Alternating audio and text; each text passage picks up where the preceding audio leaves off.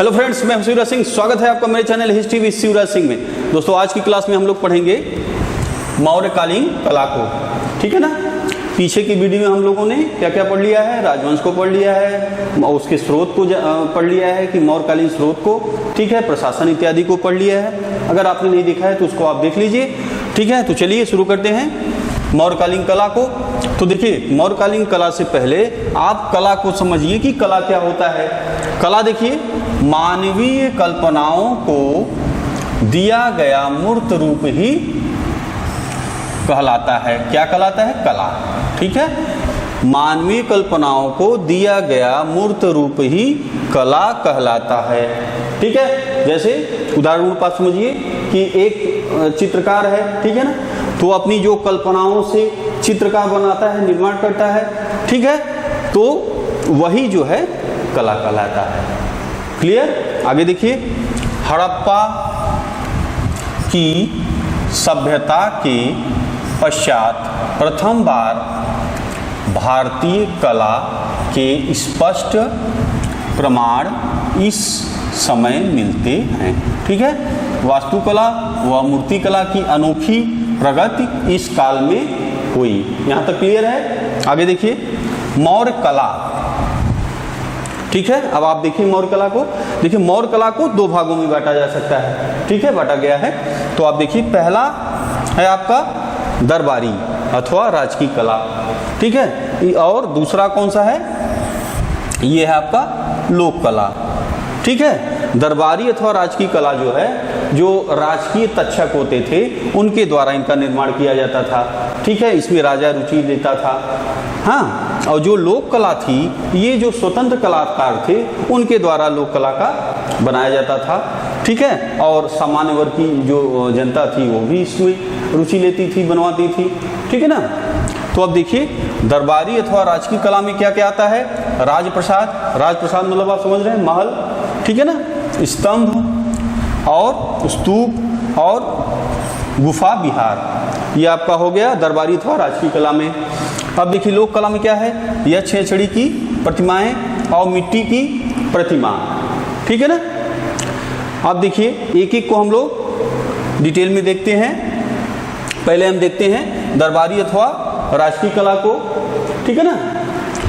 तो अब आप देखिए, पहले आप देखिए राजप्रसाद को। राजप्रसाद मतलब आपने जाना कि महल को जो है ही, चाहे महल कहिए चाहे राजा प्रसाद कहिए। ठीक है, मौर्य काल के अधिकांश स्मारक अशोक के समय के हैं। ठीक है, आप जानते हैं भाई, ज़्यादातर जो निर्माण अशोक के ही हैं, स्तंभ इत्यादि सब अशोक काल के ही हैं। तो अब देखिए, कौटिल्य जो है क्या बता रहा है। देखिए, कौटिल्य अपने अर्थशास्त्र में दुर्ग निर्माण के अंतर्गत वास्तुकला के जिन लक्षणों की चर्चा करता है, उनके अनुसार नगर के चारों ओर गहरी खाई, ठीक है, गहरी खाई, ऊंचे चबूतरे बना हुआ, चारदीवारी। ठीक है, चारदीवारी में द्वार चारों ओर से घिरा और अट्टालक बुर्ज पे बना होना चाहिए। ठीक है ना। मौर्य शासकों का नगर विन्यास इसी प्रकार रहा होगा। यूनानी रोमन लेखकों ने चंद्रगुप्त मौर्य की राजधानी पाटलिपुत्र तथा वहां स्थित उसके भव्य राजा प्रसाद का विवरण दिया है। देखिए, स्टेबो क्या करा है? पालीब्रोथा, पालीब्रोथा यानी पाटलिपुत्र के बारे में वो बता रहा है। ठीक है, जो आपके चंद्रगुप्त की राजधानी थी। ठीक है, तो गंगा और सोन के संगम पर स्थित था आपका पाटलिपुत्र। इसकी लंबाई 80 स्टेडिया जो है। ठीक है, एक स्टेडिया में, ये देखिए, 1 किलोमीटर में 5 स्टेडिया होते हैं। ठीक है, तो ये बता रहा है कि इसकी लंबाई जो थी पाटलिपुत्र की वो 80 स्टेडिया थी और तथा चौड़ाई 18। ठीक है, 18 स्टेडिया थी। इसके चारों लगभग 700 फीट चौड़ी खाई थी। ठीक है ना, 700 फीट चौड़ी आपकी खाई थी। नगर के चारों ओर लकड़ी की दीवार बनी थी, जिसमें बाण छोड़ने के लिए सुराख बनाए गए थे। इसमें 64 द्वार तथा 570 बुर्ज थे इस नगर में। ठीक है ना, 570 बुर्ज थे। तो ये स्टेबो ने बताया कि उस समय पाटलिपुत्र नगर कैसा था। ठीक है, और यहीं पे जो आपका पाटलिपुत्र नगर के बीच में आपका चंद्रगुप्त मौर्य का महल था, ठीक है, राजप्रसाद था। इस नगर में चंद्रगुप्त मौर्य का भव्य राजप्रसाद स्थित था। विशाल भवन समूह थे, ठीक है, बड़े बड़े कमरे बने हुए थे वहाँ पे।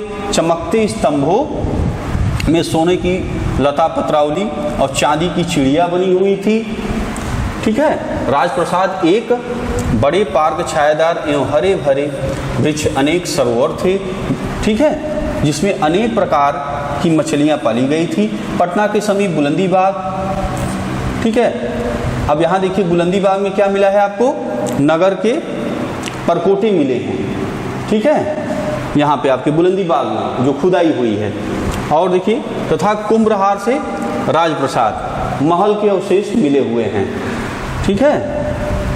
और अब देखिए पटना के समीप बुलंदी बाग तथा कुंभहार से में की गई खुदाई में लकड़ी के विशाल भवनों के अवशेष प्रकाश में आए हैं, ठीक है ना। अब इसका श्रेय जो है किसको जाता है, जो अवशेष प्राप्त हुए हैं प्रकाश में लाने वाले का, माने इसको श्रेय किसको जाता है, तो ये है स्पूनर महोदय को, ठीक है। इस जो खुदाई का जो अवशेष प्राप्त हुए उसका श्रेय दिया जाता है स्पूनर महोदय को, ठीक है ना। खुदाई में अशोक के स्तंभ में मिलता जुलता एक स्तंभ का निचला पूर्ण अवस्था में प्राप्त हुआ है।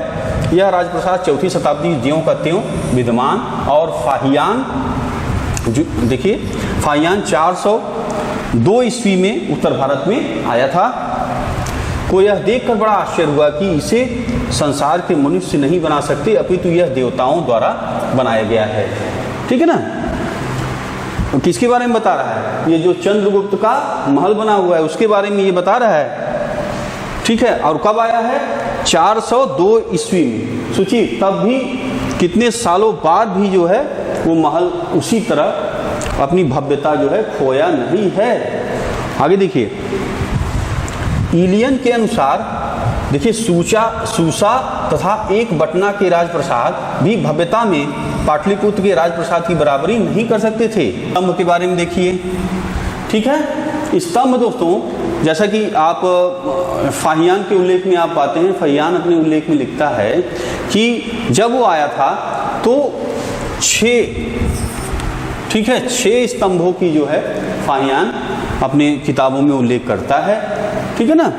और जो उसके बाद आया था हेनसांग, ठीक है ना। हेनसांग अपने स्तंभ में 15 जो है 15 स्तंभों की चर्चा, 15 स्तंभों की चर्चा करता है, ठीक है ना। लेकिन इससे देखिए 15 ही नहीं होगा और भी ज़्यादा, लगभग ये मान के चलिए कि 30 स्तंभ रहे होंगे, ठीक है ना। 30 स्तंभ लगभग रहे होंगे। और जो है आज जो हम लोगों को प्राप्त होता है वो 15 हमें स्तंभ प्राप्त हुए हैं, ठीक है ना।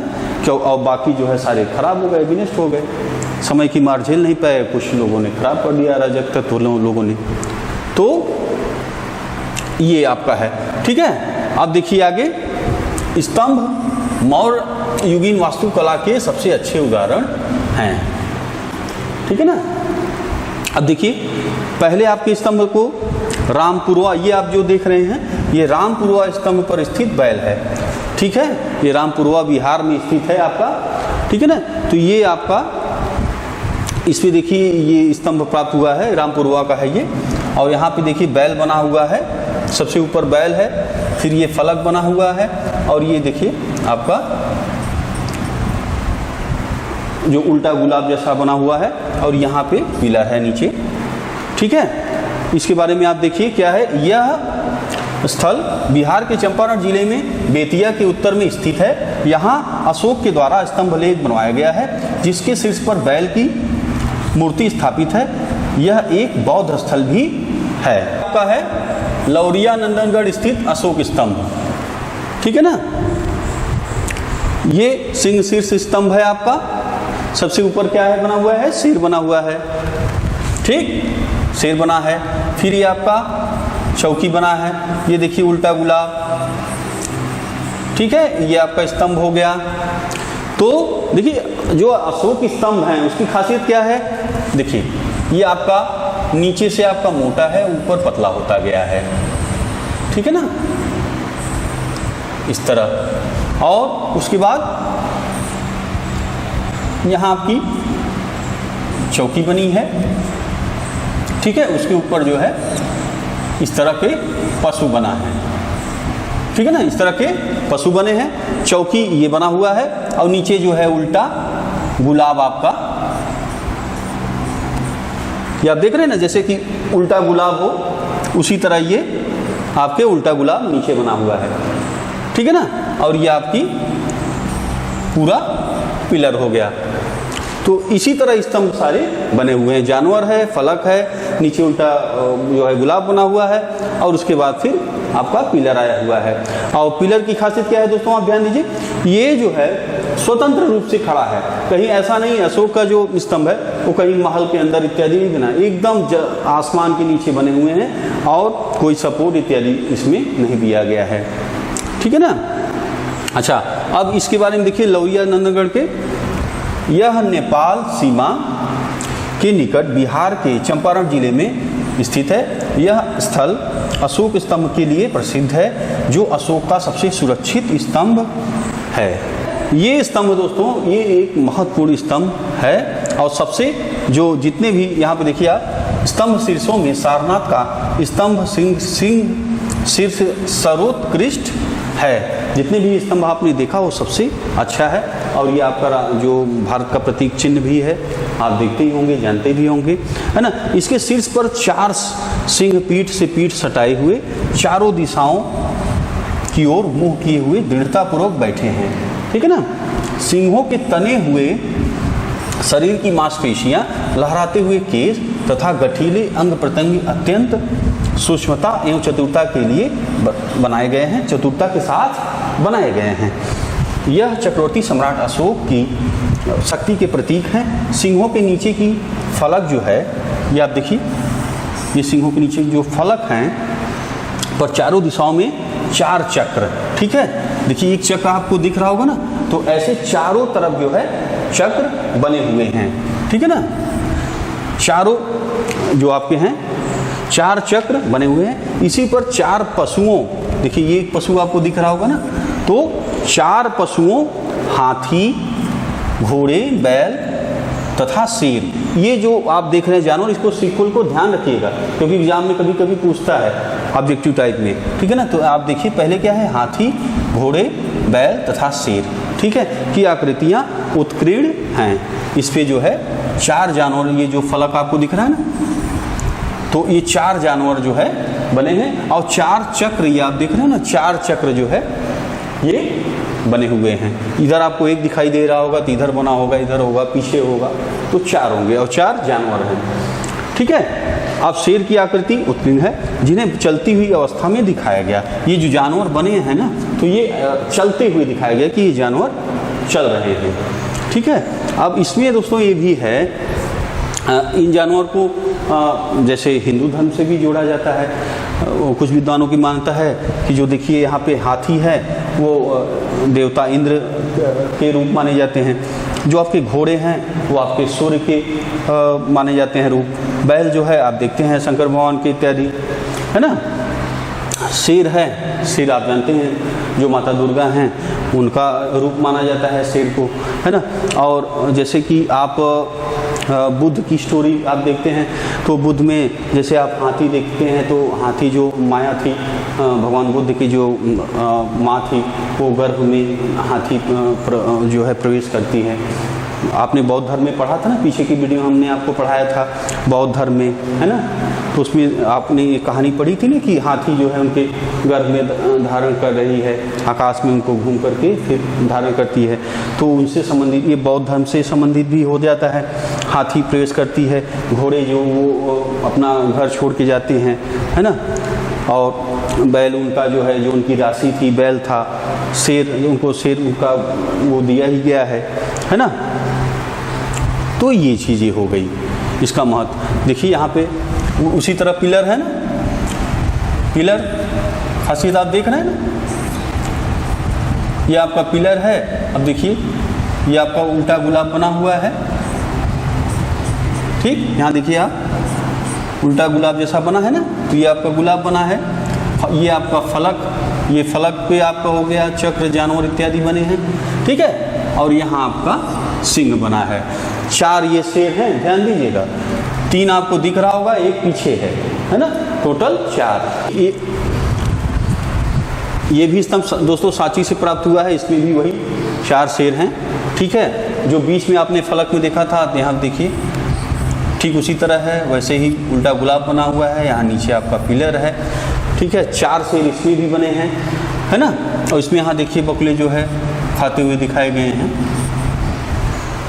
ठीक। और आगे देखिए, अब एक जो है अलग आपको देखिए संकिसा, ये अलग एक स्तंभ आपको देखने को मिलेगा। इसमें देखिए यहाँ पे जो है संकिसा का हाथी शीर्ष स्तंभ है, ये उत्तर प्रदेश में है। यहाँ आप ध्यान दीजिए कि अभी तक आपने जितने भी स्तंभ देखे उसमें 1 शेर बना था या 4 शेर बना हुआ था। अभी देखिए इस स्तंभ में ये हाथी बनी हुई है, ठीक है। हाथी का जो सूंड है वो टूट गया है, अराजक तत्वों ने इसे तोड़ दिया है ना। तो इसमें जो है हाथी बनी हुई है। ठीक उसी तरह देखिए ये आपका पशु है, हाँ ये पशु बना है। ये आपका फलक है जिस पे खड़ी है हाथी, और ये देखिए आपका लोटस बना हुआ है, ठीक है। और नीचे जो है पिलर बना हुआ है। तो ये आपने देखा कि हर अशोक के स्तंभ में इस तरह की हमें जानकारी इसी तरह सेम जो है चीज़ें मिल रही हैं। जानवर कहीं पे 4 है, कहीं 1 है, कहीं बैल था और कहीं आपका हाथी है, ठीक है। आपने बैल देखा, स्तंभ पे हाथी दिखा और आपको शेर 4 मिले, 1 मिले, इस तरह आपको मिल रहे हैं, ठीक है ना दोस्त। चलिए अब आप स्तूप के बारे में देखिए। स्तूप क्या है इसके बारे में आप देखिए। महात्मा बुद्ध के महापरिनिर्वाण के बाद उनकी अस्थियों को 8 भागों में बांटा था, ठीक है। और उन पर समाधियों का निर्माण किया गया। सामान्यतः इन्हीं को स्तूप कहा जाता है। स्तूप की निर्माण की प्रथा जो बुद्ध काल था के पूर्व ही थी, ठीक है। स्तूप का शाब्दिक अर्थ किसी वस्तु का ढेर होता है। चूंकि यह चिता के स्थान पर बनाया जाता, अतः इसे एक चैत्य भी कहा जाता है, ठीक है। स्तूप का सर्वोत्तम उल्लेख ऋग्वेद में प्राप्त होता है, जहां अग्नि की उठती हुई ज्वालाओं को स्तूप कहा गया है। बुद्ध के पहले ही स्तूप का संबंध महापुरुष के साथ जुड़ गया था। क्लियर है यहाँ तक। स्तूप जो है बुद्ध के पहले से ही प्रयोग में आ रहा था। जो महापुरुष थे तो उनकी मृत्यु के बाद वहाँ पे स्तूप बनाने का प्रचलन था। आगे देखिए, मौलिक रूप में स्तूप का संबंध मृतक संस्कार से था। 100 दाह के बाद बची हुई अस्थियों को किसी पात्र में रखकर मिट्टी से ढक देने की प्रथा से स्तूप का जन्म हुआ। कालांतर में बौद्धों ने इसे अपनी संघ पद्धति में अपना लिया। इन स्तूपों में बुद्ध अथवा उनके प्रमुख शिष्यों की धातु रखी जाती थी, अतः वे बौद्धों के श्रद्धा उपासना के प्रमुख केंद्र बन गए। अब आप समझ गए स्तूप क्या होता है। अब देखिए स्तूप के प्रकार, ठीक है। तो स्तूप जो है 4 प्रकार के होते हैं। कौन कौन है उसे आप देखिए।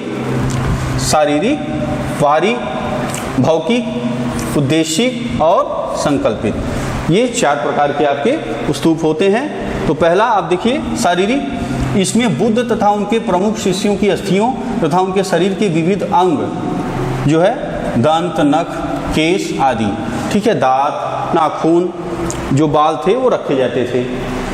अब देखिए पारिभौतिक, इसमें बुद्ध द्वारा उपयोग में लाई गई वस्तुएं, बिच्छा, पात्र, चरण पादुका, आसन आदि रखी जाती थी, ठीक है, जो वो लोग प्रयोग करते थे, पहनते थे, है ना, वो आपका पारिभौतिक में आ गया। अब देखिए उद्देश्य क्या है। इसमें ये स्तूप आते थे जिन्हें महात्मा बुद्ध के जीवन की घटनाओं से संबंधित अथवा उनकी यात्रा से पवित्र हुए स्थानों पर स्मृति रूप में निर्मित किया जाता था। ऐसे स्थानों को जैसे आप देखिए बोधगया, लुम्बिनी, सारनाथ, कुशीनगर, ठीक है ना, ये सब आप जो है पीछे की वीडियो में पढ़ चुके हैं जो आपके बौद्ध धर्म में था, ठीक है। और देखिए अब चौथा संकल्पित, ये छोटे आकार के होते थे। इन्हें बौद्ध तीर्थ स्थलों पर श्रद्धालुओं द्वारा स्थापित किया जाता था। बौद्ध धर्म में ही इसे पुण्य का काम बताया गया है। ठीक है, संकल्पित कैसे होते थे आप समझ गए।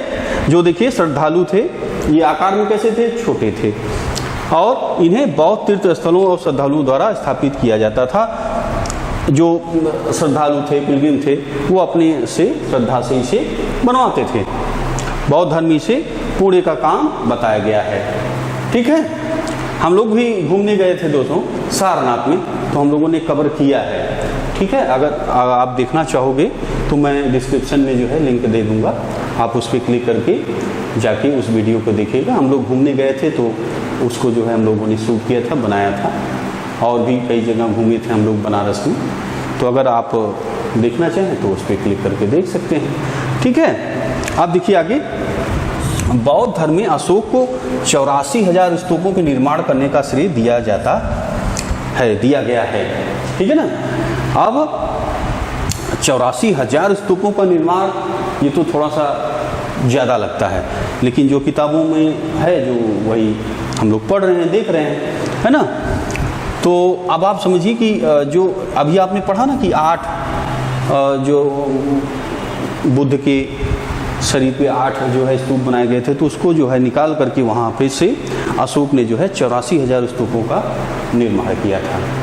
ठीक, सांची का स्तूप, ये दोस्तों बहुत ही महत्वपूर्ण स्तूप है। ये मध्य प्रदेश में स्थित है। ठीक है, ये देखिए आप पूर्वी तोरण द्वार, ये आप देख पा रहे हैं चित्र में, ये पूर्वी तोरण द्वार है, और ये आपका देखिए स्तूप बना हुआ है। ठीक है, स्तूप जो आपका है, तो स्तूप की खासियत क्या है आप देखिए। जैसे ये आप इस तरह के अंड बने होते थे, ठीक है, और ये इस तरह आपका घेरा बना हुआ था। जैसे कि आप देखेंगे ना, तो अशोक जो था वो इसी के काल में सारे बने हैं, आप जानते ही। तो ये आपका अशोक ने ईंटों का इसे बनवाया था। ठीक है, ईंटों का बनवाया था, और जो उसकी घेरा हुआ था वो लकड़ी का था। ठीक है ना, और ये आपका ईंट का स्तूप अशोक ने बनवाया था। आगे चल के जो है, जैसे शुंग काल के शासक जो हैं, इसमें पत्थर जड़ित करते हैं। ठीक है, इसको जो है पत्थर से जड़ित कर देते हैं, और जो अशोक ने बनाया था वो ईंटे का बनवाया था, और ये जो बाड़ा था वो लकड़ी का बनवाया था। ठीक है ना। और अब जैसे आप देखिए कि ये जो स्तूप बना हुआ है, यहाँ पे आपको देखिए दिख रहा होगा ना, ये है, और ये आपका देखिए जो घेराई बनी हुई, इसे प्रदक्षिणा पथ कहते थे। लोग घूम करके जो है स्तूप की पूजा करते थे। और उसी तरह देखिए इस तरह ये आप देख रहे हैं पूर्वी तोरण द्वार है, तो ऐसे तोरण द्वार बने हुए हैं जहाँ से प्रवेश करके लोग पूजा अर्चना करते थे। और आगे देखिए, प्रारंभिक स्तूपों में सांची मध्य प्रदेश का स्तूप प्रसिद्ध है। मार्शल के अनुसार इसका निर्माण अशोक के शासनकाल में हुआ था। यह ईंटों का बनाया, जिसके चारों ओर लकड़ी का बाड़। अब देखिए सारनाथ का स्तूप, ठीक है ना। सारनाथ स्थित धर्मराज का स्तूप का निर्माण मूलतः अशोक के समय में करवाया गया था, जिन्हें परवर्ती शासकों ने परिवर्धित कराया। ठीक है, मौर्यकालीन स्तूप ईंटों के बने थे। सारनाथ स्थित धर्मराज का स्तूप के चारों ओर छोटे छोटे पूजार्थक स्तूप बनवाए गए थे, जिनके ध्वंसावशेष मिलते हैं। ठीक है, ये हम लोग गए थे दोस्तों घूमने के लिए। इसका हमने वीडियो बनाया, अभी आपसे मैंने चर्चा किया, आपको देखना होगा तो देख लेना। हम लोगों ने सारनाथ को जो है वीडियो इस पर बनाया है, घूमे टहले बनारस में और जगह। देखिए आप, तो मौर्य युग में पर्वत गुफाओं को काटकर निवास स्थान बनाने की कला का पूर्ण विकास हुआ। अशोक तथा उसके पौत्र दशरथ के समय में बराबर तथा नागार्जुनी बिहार की पहाड़ियों को काटकर आजीविका के लिए आवास बनाए गए थे। इन गुफाओं की छतों और दीवारों पर चमकीली पालिश है। ठीक है, इसकी खासियत देखिए, चमकीली पालिश जो है ये मौर्य काल की विशेषता है दोस्तों। अब देखिए, ये आप देख पा रहे हैं बराबर की पहाड़ी की ये गुफा है आपकी। अच्छा, अब इसके बारे में आप देखिए, अशोक के समय बराबर पहाड़ी गुफाओं में सुदामा की गुफा जो अपने 12वें वर्ष में बनवाया था, ठीक है, तथा कर्ण चौपड़ नामक गुफा अपने 29वें वर्ष में सब इस जो है बनवाया था, ये सर्वप्रसिद्ध है। दशरथ के समय में लोमस ऋषि नाम की गुफा बनी थी, ठीक है, बराबर पहाड़ी की चौथी गुफा को विश्व झोपड़ी कहा जाता है। अशोक के शासनकाल के 12वें वर्ष में भी देखिए ये विश्व झोपड़ी बनी हुई थी, ठीक है, कहा जाता है। नागार्जुनी पर्वत पर 3 गुफाएं हैं, खोदी गई थी। अच्छा, गोपिका गुफा कौन कौन सी है, ध्यान दीजिए। गोपिका गुफा दशरथ ने अपने अभिषेक वर्ष में बनवाया था, और दूसरा कौन है, वहियक है, और तीसरा है वड घिक, ठीक है ना। अब चलिए लोक कला को देखते हैं। पाषाण निर्मित यक्षेछड़ी की प्रतिमा, ठीक है, ये जो है लोक कला में एक महत्वपूर्ण स्थान रखते हैं दोस्तों। यक्ष और यक्षड़ी की जो प्रतिमाएं मिली हैं, देखिए ये प्रतिमा है, ये राजघाट वाराणसी से प्राप्त हुआ है, यक्ष की है। और ये देखिए आपका बेस नगर से प्राप्त हुआ है यक्षड़ी की प्रतिमा, देख पा रहे हैं आप, ठीक। तो ये प्रतिमाएं हैं, ऐसे बहुत सारी प्रतिमाएं प्राप्त हुई हैं। प्रतिमाओं के बारे में दोस्तों समझिए आप। देखिए सभी प्रतिमाएं विशाल आकार प्रकार की हैं, जिन्हें सभी ओर से तराश कर तैयार किया गया है। इनके शरीर पर वस्त्र आभूषण अत्यंत मनोहर हैं। यक्ष यक्षिणी प्रतिमाओं लोक धर्म का प्रमुख आधार थी। इन्हें सर्वत्र देवी देवताओं के रूप में पूजा जाता था। सारनाथ, मथुरा, कौशाम्बी, कुम्हार आदि अनेक स्थानों से विभिन्न पशु पक्षियों जैसे हाथी, घोड़ा, बैल, भेड़ तथा नर नारियों के बहिष्कार मिट्टी की मूर्तियां मिली हैं, जिन्हें हाथ से सांचे में ढालकर बनाया गया है। इन मूर्तियों को भी विद्वान मौर्यकालीन मानते हैं, ठीक है।